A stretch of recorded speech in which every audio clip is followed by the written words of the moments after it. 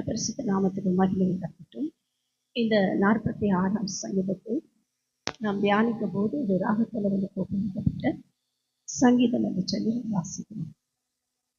கர்த்தருடைய பரிசுத்த நாமத்துக்கு இதுல ஒரு பெரிய யுத்தத்தை குறித்த காரியம் எழுதப்பட்டிருக்கும். அதற்கு முன்பதாக ஒரு யுத்தம் வரதுக்கு முன்னாடி தேவன் என்ன செய்கிறார்? அவர்களை பலப்படுத்துவதையும் வாசிக்கிறோம். தேவன் நமக்கு அடைக்கலமும் பலனும் ஆபத்து காலத்துல அனுகூலமான துணையுமா இருக்கிறார் என்று சொல்லி பலப்படுத்தி அதுக்கப்புறம் தான் சொல்ற பூமி நிலை மாறினார், மலைகள் நடுச்சமுத்திரத்துல சாய்ந்து போனார். நாம் பயப்படும் ஒரு நதி இருக்கிறது. அந்த நதி என்ன செய்யும்? அது நம்மை அதிகாலையில தேற்றும்படியான ஒரு நதி, தேவன் சகாயம் பண்ணுகிற ஒரு நதி. அந்த நதி தான் பரிசுத்தாவியானவர் என்று நமக்கு தெரியும். அதை குறித்தெல்லாம் எனக்கு தியானிக்க போகிறதில்லை. கர்த்தருடைய பரிசுத்த நாமத்துக்கு ஸ்தோத்திரம். இந்த நதியில நாம் இருந்தாலும் ஒரு பக்கம் நினைக்கிறது, ஜாதிகள் கொந்தளிக்கிறது, ஜனங்கள் விருதா காரியங்களை சிந்திக்கிறார்கள். எப்படியாவது இவங்களை அழிச்சிடணும்னு அவங்களோட பிளான். ஆனா சேனைகளின் கர்த்தர் நம்மோடு இருக்கிறார். யாக்கோபின் தேவன் நமக்கு உயர்ந்த அடைக்கலமா இருக்கிறார். கர்த்தருடைய பரிசுத்த நாமத்துக்கு ஸ்தோத்திரம். இந்த சங்கீதத்தை எல்லாம் இன்னைக்கு தியானிக்க நமக்கு நேரம் இல்லாவிட்டாலும் அதுல ஒரே ஒரு வசனத்தை நாம் வாசிக்கிறோம். தேவன் என்ன செய்கிறாராம்? அதன் ஈட்டியை முறிக்கிறார். அதை மாத்திரம் வாசிக்கலாம்.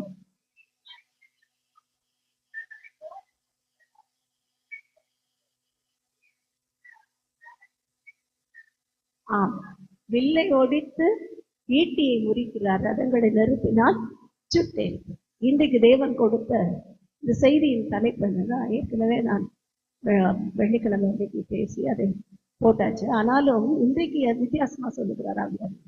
நம்முடைய தேவன் எப்படிப்பட்டவர்? நமக்கு ஒரு நல்ல ஒரு ஸ்போர்ட்ஸ் கேப்டன். நம்ம தேவன் யாரு? ஒரு நல்ல வீரர், யுத்த வீரர், ஸ்போர்ட்டிவ் கிங். அவர் தான் நமக்கு என்ன பண்றாரு? நம்ம நினைக்கிற ஒலிம்பிக், எங்க ஏசியா கேம்ஸ் எல்லாத்துலயும் ஏதோ நமக்கு நம்ம விளையாடணும். இதெல்லாம் யாருடைய காரியங்கள்? மனுஷனுக்கு இயல்பாய் வரல. ஏற்கனவே தேவன் நியமித்திருந்தவர்கள் தான் மனிதர்களுக்கு என்ன செய்கிறது வருகிறது. அதோட பரிசுத்த நாமத்துக்கு சேரும். ஏனென்றால் தேவன் நம்மளை அப்படியே உட்கார வச்சு அதே போங்கன்னா நம்ம எப்படி இருப்போம்? அதே போர் அடிச்சு டென்ஷன் ஆகி பிள்ளைங்களுக்கு ஸ்கூல்ல ஏன் ஸ்போர்ட்ஸ் வைக்கிறாங்க? அதோட பரிசுத்த நாமத்துக்கு சேரும். ஓடு, விளையாடு, நிறைய இருக்கும். அதுல நிறைய பந்தயங்கள் வைப்பார்கள், நிறைய விதமான காரியங்கள் இருக்கும். ஏன் வைக்கிறாங்கன்னா எப்பயும் படி படி படி படினா அவங்களுக்கு ஒரு பொழுதுபோக்கு இருக்காது, அவங்களுக்கு ஒரு உற்சாகம் இருக்காது. புக்கை எடுத்தா டென்ஷன் ஆகுதுன்னா ஸ்கூலு எதையா எப்பயும் சொல்லுவோம். பழைய ஸ்கூலு பெரிய கிரவுண்டு, ஆனா விளையாடவே விட மாட்டேன். கிரவுண்டு தான் அழகா பெருசா, ஆடிட்டோரியம்லாம் பெருசா, இதெல்லாம் பிளேயர்லாம் உட்காந்து பாக்குற மாதிரி விளையாடுற மாதிரி எல்லா கிரவுண்டும் இருக்கும். பேஸ்கெட் பால் கிரவுண்ட் இருக்கு, வாலிபால் கிரவுண்ட் இருக்குது, எல்லா கிரவுண்டும் இருக்கு. ஆனா விளையாடவே விட மாட்டேன். எல்லாரும் படிப்பு. பிடின்னு ஒரு பீரியட் வரும், அதை இன்னொரு மிஸ் எடுத்துக்குவாங்க. பிடி பீரியட் யாரும் எடுத்துக்காங்க, வேற மிஸ் எடுத்துக்க. ஏன்னா எங்க வயசு இருக்கிறதுனால ரொம்ப கான்சன்ட்ரேட் பண்ணி பிள்ளைங்களை எல்லாம் படிக்கிறது. வெறும் படிப்பு, test exam, test exam. Mummy bore அடிச்சு இப்பதான் காலேஜ் போய் என்ன பண்றேன், இந்த ஸ்போர்ட்ஸ் எல்லாம் திரும்ப பார்க்க. அதோட பரிசுத்த நாமத்துக்கு சேரும். அங்க எல்லாம் இருக்கு, படிப்பும் இருக்கு, அதே நேரத்துல விளையாட்டும் இருக்கு, மற்ற ரெக்ரியேஷனும் இருக்கு, எல்லாம் இருக்கு. கர்த்தருடைய பரிசுத்த நாமத்துக்கு சேரும். இப்ப நம்ம ஆவிக்குரிய வாழ்க்கையில கூட அப்படியே எப்ப பாரு பைபிள் படி பைபிள் படி ஜோம்னா நமக்கு என்ன ஆயிடும்? போர் அடிச்சு. தேவன் என்ன செய்யறாரு? நம்மள நல்ல வீராங்கனைகளாய் வீரர்களாய் உருவாக்க விரும்புகிறார். ஏன்னா அவர் நல்ல ஒரு வீரர், போர் வீரர், அவர் ஒரு நல்ல ஸ்போர்ட்ஸ் மேன். அதனால நம்ம என்ன பண்றாரு? அதே மாதிரி ட்ரெயின் பண்ண விரும்புகிறோம்.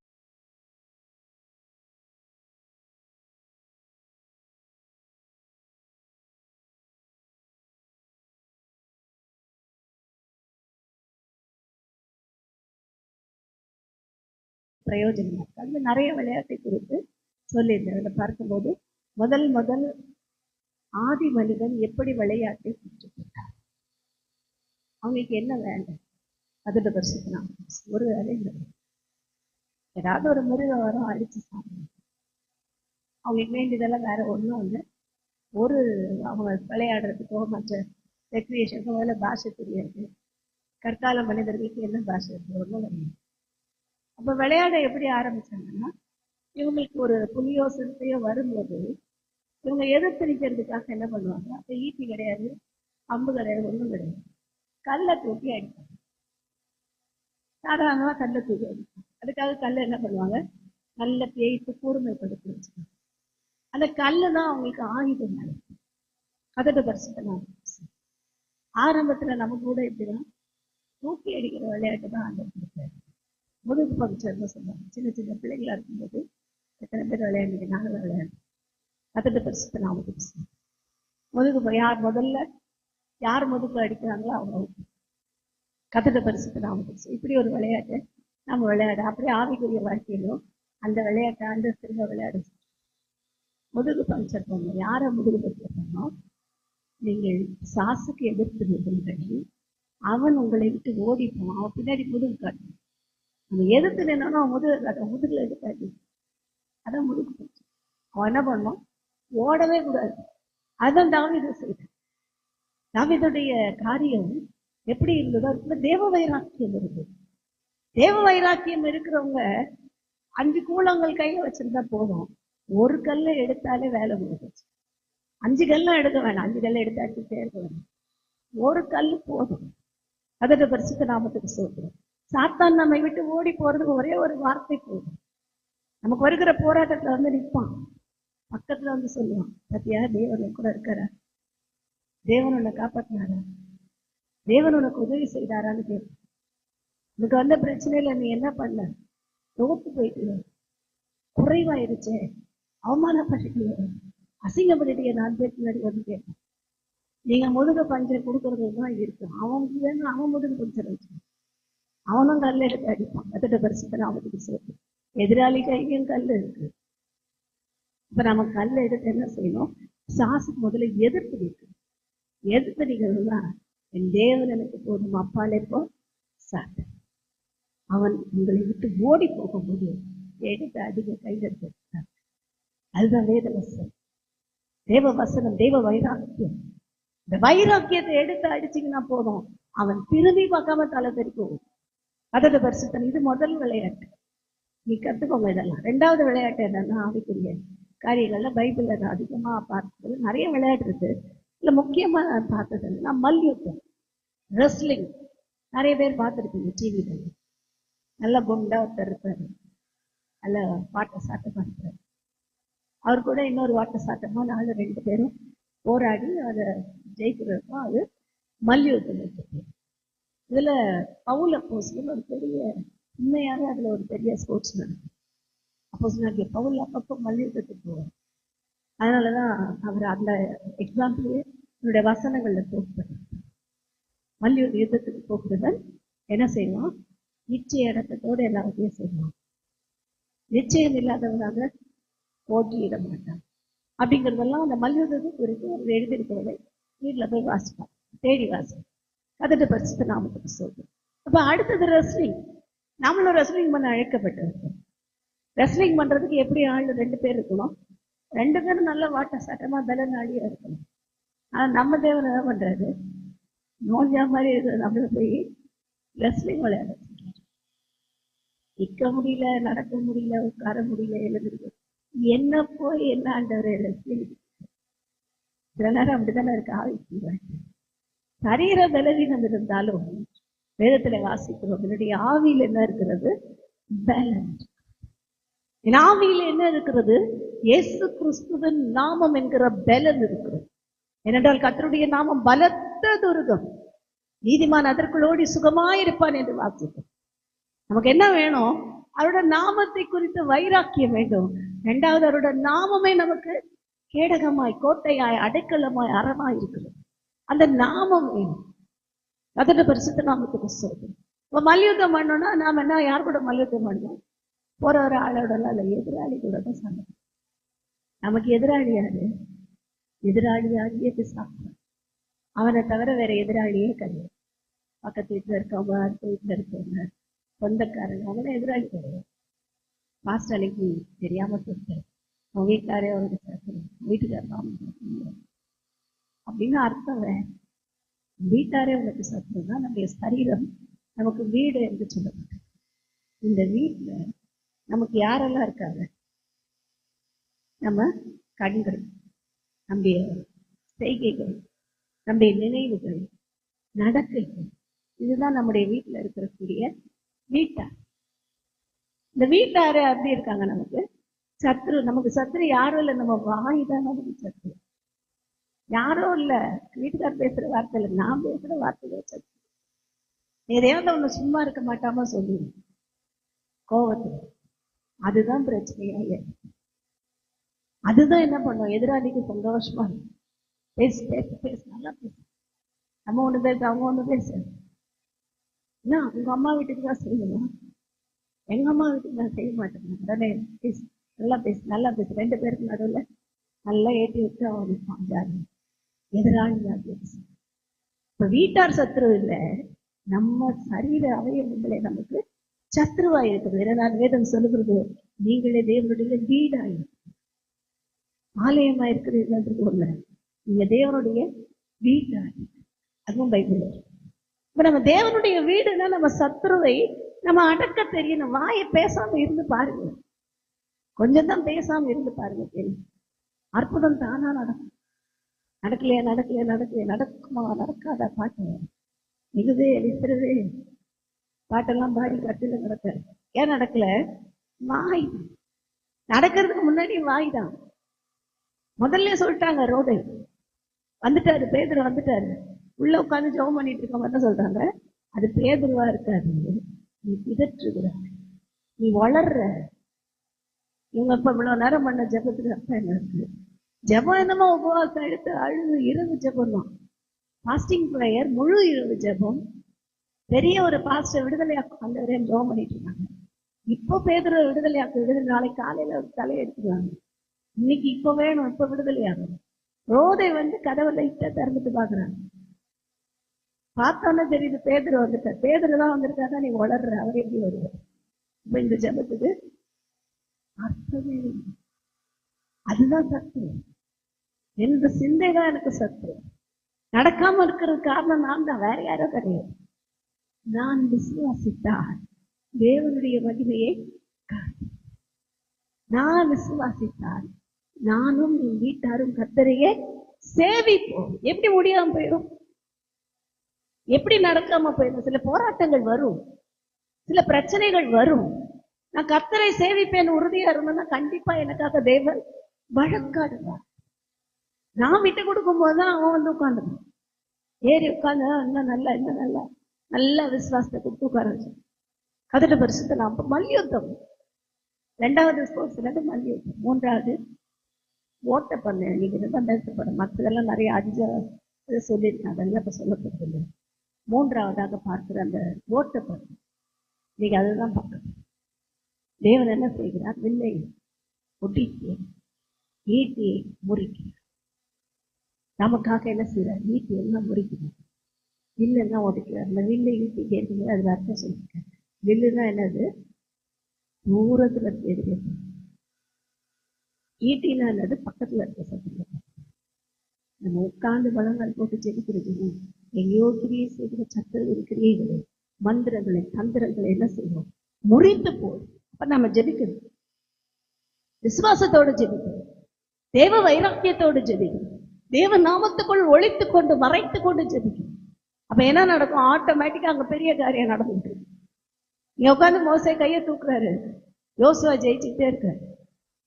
கர்த்தருடைய பரிசுத்த நாமத்துக்கு சரி. நம்ம உட்காந்து ஜெபிக்கிற ஜெபம், நாம் பண்ணுகிற தேவனுடைய ஆராதனைகள், ஊழியங்கள், சகலத்திலும் சாசை கர்த்தர் என்ன செய்வார்? தோற்று ஓடி போகப்பட்டது நமக்கு ஜெயத்தை கொடுப்பார். கர்த்தருடைய பரிசுத்த நாம் அப்புறம் என்ன செய்யணும்? ஜெயிக்கணும்னா என் நேசருடைய கொடி. நேரத்துல வாசிக்கிறது அவர் நேச, இந்த நேச கொடி என் மேல பறந்து அது இருந்தா போதும். எனக்கு வர்ற போராட்டத்தை எல்லாம் நான் ஜெயிச்சுடுவேன், ஈஸியா ஜெயிச்சிடுவேன். ஈஸியா நான் என்ன செய்யணும்? சத்துருவை புறவிட்டு ஓட பண்ண முடியும். கர்த்தருடைய பரிசுத்த நாமத்துக்கு சரி. அப்ப இன்னைக்கு பார்க்க போறது என்னன்னா, ஒரே ஒரு காரியம் தான், ஓட்டப்பந்தயம். ஓட்டப்பந்தயத்துல ஓடணும்னா நமக்கு என்ன வேணும்? முதல்ல விசுவாசம். எபிரேயர் 12:1 எல்லாருக்கும் தெரியும். விசுவாசத்தை துவக்குகிறது முடிக்கிறவருமாய் இருக்கிற இயேசுவை நோக்குகிறார். அதனாலதான் பாருங்க, அவரே வழி, அவரே சத்தியம், அவரே ஜீவன், வேற வழியே கிடையாது. அவர் தான் வழி. ஒரு பக்கம் ஜீவ வழி அவர் தான், இன்னொரு பக்கம் மரண வழி தான் சாப்பிடு. அவன் அந்தி கிறிஸ்து. 2 வழிதான் இருக்கு. நாம தெரிஞ்சு கொள்றது ஜீவ வழியா இருக்குமானால் கிறிஸ்துவின் வழியாக தான் நம்ம. கிறிஸ்துவை விட்டு வேற எந்த மாற்றமும் இருக்கு, எந்த பக்க வழியா எனக்கு கிடையாது. இந்த பக்கமா பக்கத்துல ஷார்ட்கட்ல போயிடலாம்னா முடியும், கூகுள்ல போட்டு போயிடலாம தான் போக முடியும். அவர் தான் வழி.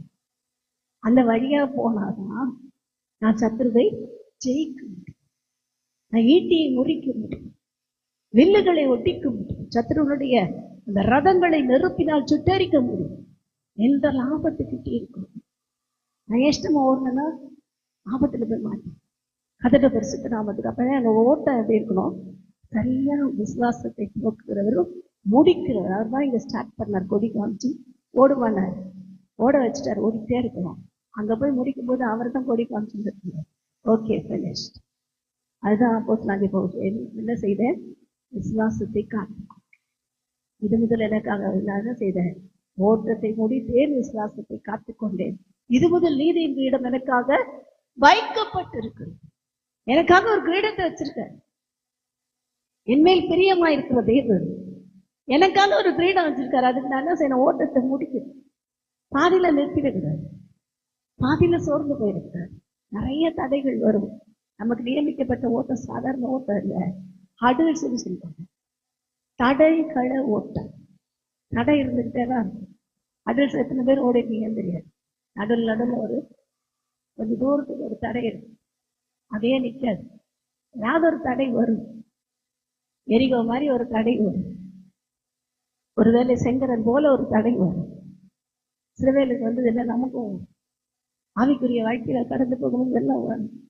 ஆனா நான் என்ன செய்யணும், எனக்கு நியமித்திருக்கிற இந்த துவக்கின முடிக்கிற இயேசுவை நோக்கி நான் ஓடும்போது எனக்காக வைக்கப்பட்டிருக்கிற அந்த ஜீவன் இடம், நீதியின் இடம் எனக்காக கொடுக்கப்படும். அப்போ ஓடணும். ஓடுறதுக்கு முன்னாடி பிராக்டிஸ் பண்ணணும். ஓடுறவங்க என்ன பண்ணுவாங்க, உச்ச இடத்துக்கு ஓட பிராக்டிஸ் பண்ணுவாங்க. அப்படின்னா கண்டதையும் சாப்பிடுவாங்க. பர்கர், பீஸா. ஆவிக்குரிய வாழ்க்கையில பர்கர், பீஸா என்னது, நல்ல கொழுப்பை ஏற்றி விடுற வாசனை. மகளே, இதை கண்ணீரை கண்டே, அவங்க கூட தான் இருக்கிறேன், அவங்க விட்ட இழக மாட்டேன். அந்த மந்திரவாதி சொல்ற மாதிரி சொல்றாங்க. ரெடியா இருப்பாங்க. அவருக்கு நீ அழுது கொண்டிருந்ததை நான் பார்த்தேன். உனக்காக ஒரு வண்டி கேட்டு அழுது நான் கொடுப்பேன்.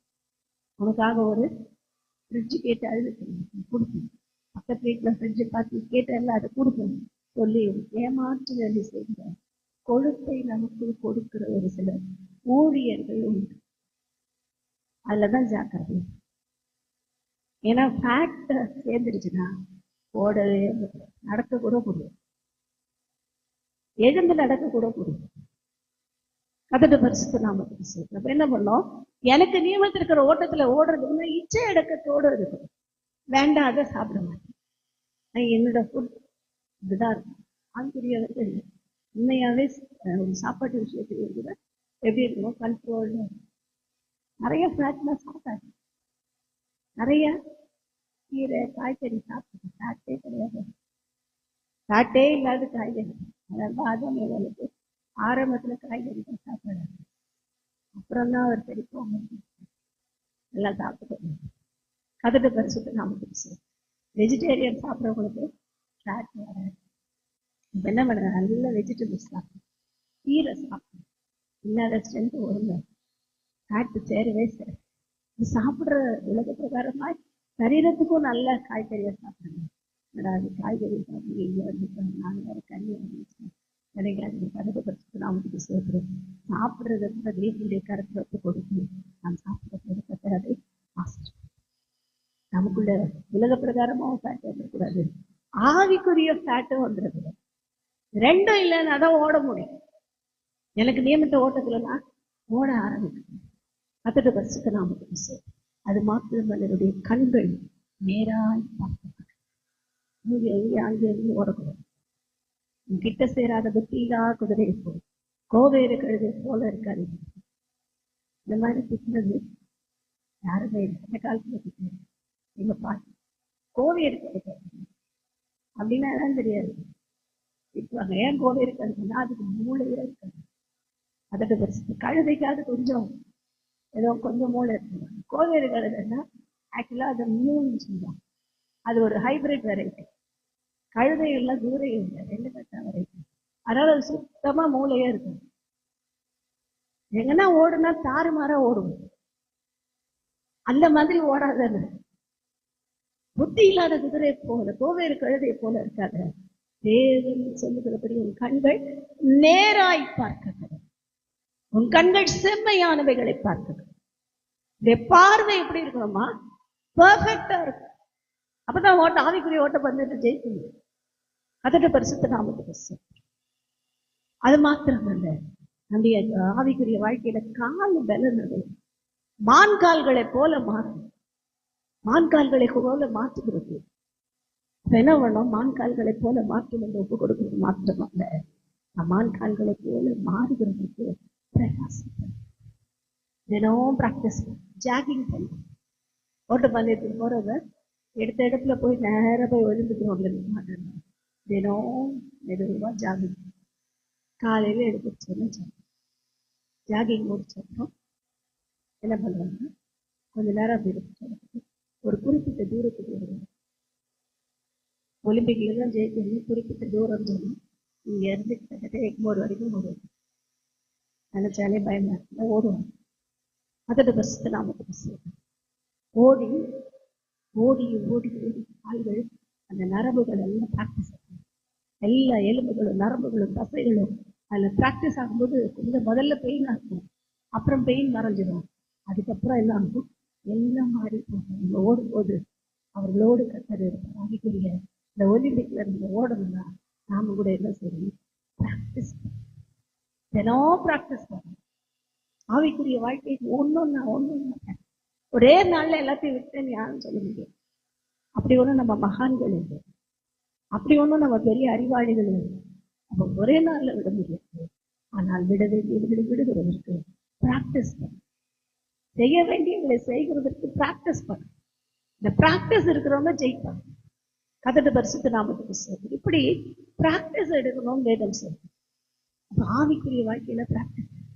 அன்றைய நான் ஓடுனது, பிரயாசப்பட்டது வீணாய் போகாதபடி என்ன செய்யறேன்? எல்லாவற்றிலும் அடக்கி ஒடுக்கி உனக்கு கீழ்படுத்துகிறது என்று ஒப்புக்கிறேன். அவருக்கு அடக்கி ஒடுக்கி கீழ்படுத்திப்பாரு. அவருக்கு கீழ்படுத்தினவர்களுடைய வாழ்க்கையை வித்தியாசமாயிருக்கும். அவருக்கு கீழ்படுத்தினவர்களுடைய செயல்கள் வித்தியாசமாயிருக்கும், பேச்சு வித்தியாசமாயிருக்கும், பார்வை வித்தியாசமாயிருக்கும், நினைவுகள் வித்தியாசமாயிருக்கும். அவங்க நினைக்கிற மாதிரி நம்ம நினைக்க மாட்டோம், அவங்க பேசுற மாதிரி நம்ம பேச மாட்டோம். இன்றைக்கு வித்தியாசமான ஒரு வாழ்க்கைக்கு அவன் அழைத்திருக்கிறார். எனக்கு தேவன் இருக்கிற ஓட்டத்துல அந்தவரே கிறிஸ்துவை நோக்கி வழியாகி ஒன்றிலே ஓட்டத்துக்கு செய்யும் வழியாக எனக்காக வைத்திருக்கிறது நேர் பாருங்க. மேற்கொண்ட கண்களோடு நான் ஓடி ஜெயிக்க விதத்துல சொல்லப்பட்டபடி ஓட்டத்தை ஜெயமுடன் முடிக்க உதவி செய்ய ஒப்பு கொடுப்போம். கர்த்தர் பெரிய